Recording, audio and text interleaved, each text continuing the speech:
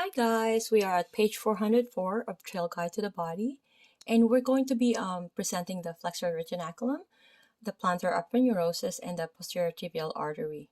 These are very important landmarking, and it's important to know, especially the tibial artery. Okay, so looking at the image 7.150, which is the medial view of the right ankle, we have the flexor tendons, we have the medial malleolus, we have the flexor retinaculum.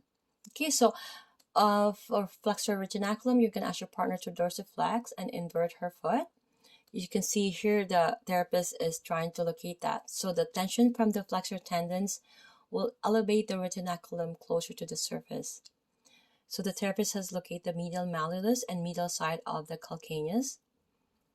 So therapist palpated between these landmarks, strumming across the broad superficial fibers of the flexor retinaculum.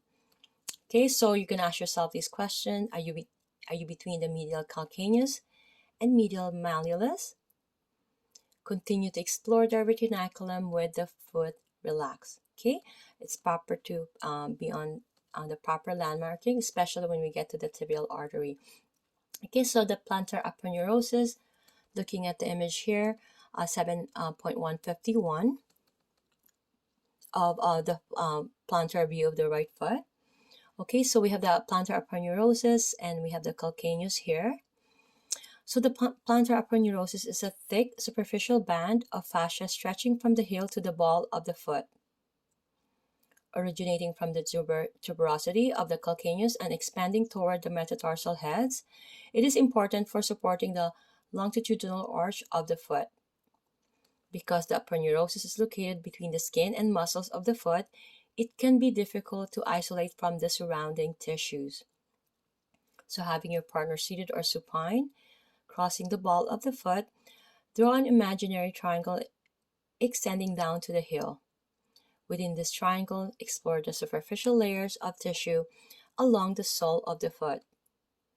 Passively flex and extend the toes, noting how this movement affects the tension of the plantar aponeurosis. Okay, so moving forward to the posterior tibial artery, looking at the image here, 7.152, we have the flexor tendons, which is cut. The posterior tibial artery is highlighted. And as you can see, the therapist is trying to palpate or touch the tibial artery. The positioning is in a supine position. There's a bolstering happening there because for resting position. As you can see, the ankle is outside, being at the end of the table. So the posterior tibial artery extends from the popliteal artery.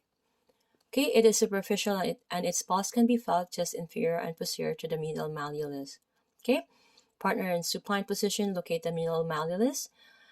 Using two finger pads, we're going to slide posterior to the malleolus and feel for the pulse of the artery.